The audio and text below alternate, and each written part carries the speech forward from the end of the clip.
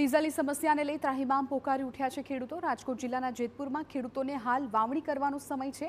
ચોમાસું પણ ધીમે ધીમે નજીક આવી રહ્યું છે, પરંતુ ડીઝલ ન હોવાને કારણે ખેડૂતો ખેતર ખેડી નથી શકતા, જેથી ખેડૂતો રોષે ભરાયા। ખેડૂતોનું કહેવું છે કે આખરે અમારે ખાલી લાઈનોમાં જ ઊભા રહેવાનું, તો ખેતી ક્યારે કરીશું?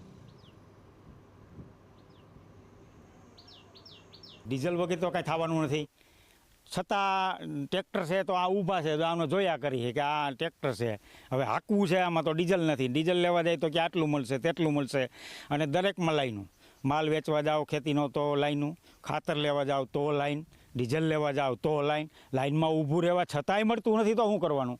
ગમે એ કાગળિયા કરવા જાઓ તો ક્યાં લાઈન, તો હું ખેડૂતને બધાને લાઈનમાં જ ઊભું રહેવાનું।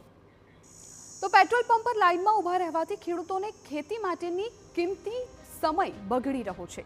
જો પૂરતું ડીઝલ નહીં મળે તો ખેડૂતોને ચોમાસુ સિઝનમાં મોટો આર્થિક ફટકો પડવાના એંધાણ છે।